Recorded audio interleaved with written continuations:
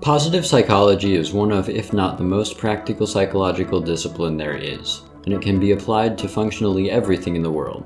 It's a study of what makes life worth living and an optimization of the human experience. With that being said, I think it's worth noting that the field of positive psychology gives insight into something we may spend vast portions of our lives on: competitive games. Whether it's fighting games or tactical shooters, one thing is for certain. The way in which you think about the game, that is, your mindset, matters. You've probably heard of growth and fixed mindsets, and that's because they're a very popular teaching point for a good reason.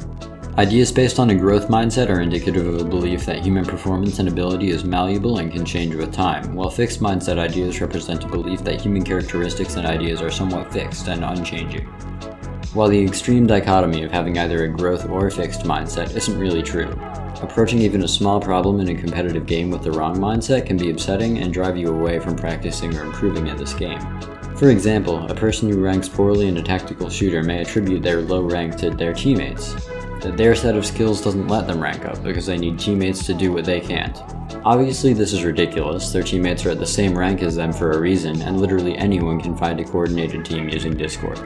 But adopting the mindset that it's simply impossible for you to rank up because your rank is determined by factors you don't change is simply how some people view the game. The issue here is that this mindset is being caused in part by a system within the game, the ranking system. The other aspect of positive psychology I think has important applications in competitive gaming is actually the motivation behind improving. See, positive psychology categorizes motivations into intrinsic motivation and extrinsic motivation. Intrinsic motivations are for things that are done purely for personal gain, fulfillment, or enjoyment. Intrinsically motivated things don't necessarily need to satisfy others' needs or impress others, as long as the motivated person finds them enjoyable. Meanwhile, extrinsically motivated things are done primarily for the praise or recognition of others.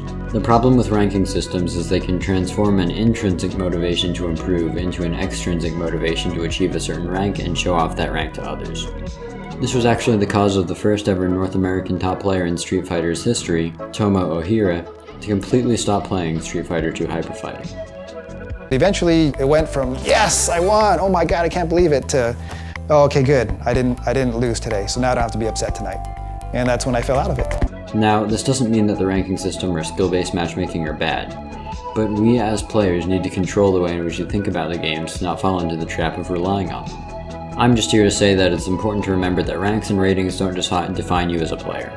You may be better or worse than your rank, and you're playing the game to have fun, not for some shiny badge you can screenshot and send to your friend. If concepts like this were applied elsewhere in life, maybe with grades in school or subscribers on YouTube, I'm almost at 100 by the way, holy shit, I think we'd live in a much happier and more productive world.